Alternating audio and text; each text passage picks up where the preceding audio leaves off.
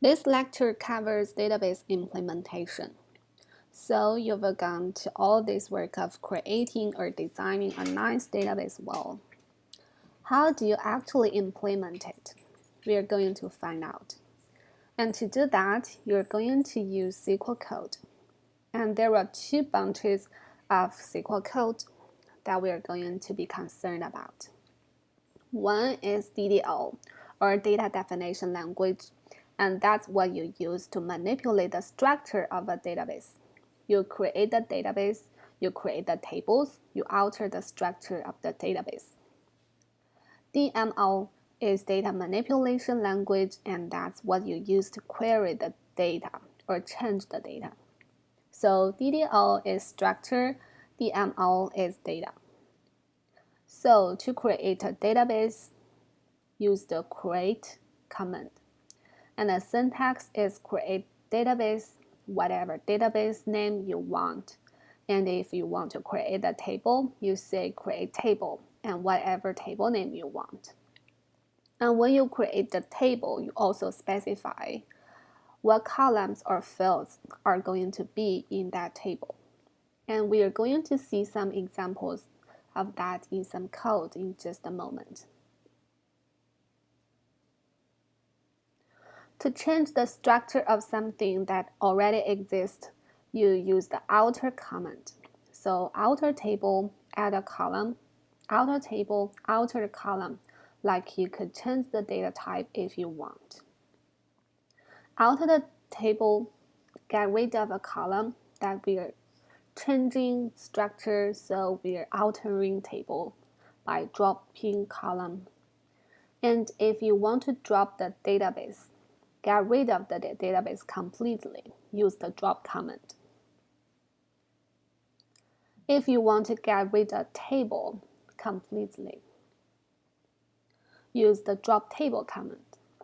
So we talk about DDL, that was we just covered the data definition language details with the structure. The DML language manages the data or the records in the database.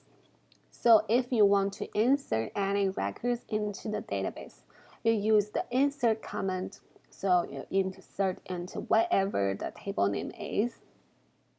And then you have a choice. You can specify which columns, which fields you're loading data into. And then you just insert into table name and then whatever the column names you want, and then values, whatever values you're inserting. If you're inserting data and you're matching the exact order of the fields that are in the table, you don't have to specify these column names up here. It's not a bad idea. Be very explicit to use this up here. You don't have to if you're using the exact order of the columns in the table. Okay, if you want to change the data, you use the update command.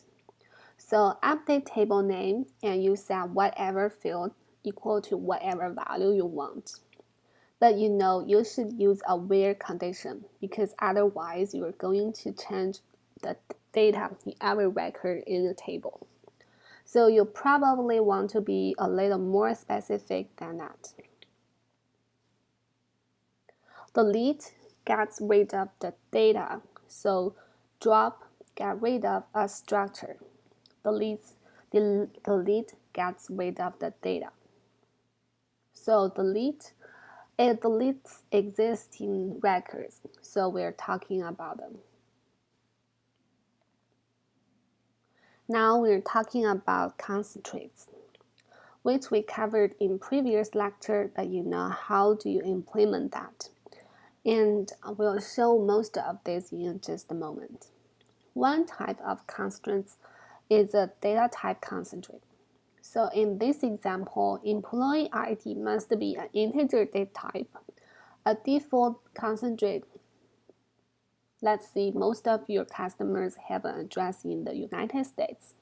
So you can see the country region defaults to United States.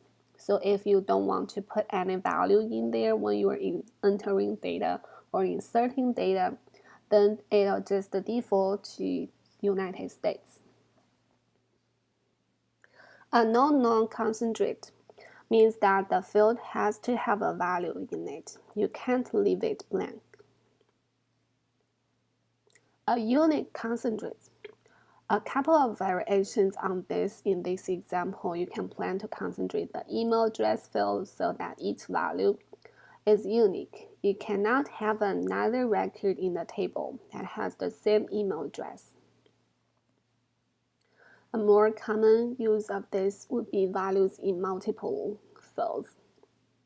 The combination of those values can be duplicated, and we are going to see an example of that in just a moment. The check concentrate is actually the one that is more creative, I would say, because you use a little bit of code to specify what the concentrate is.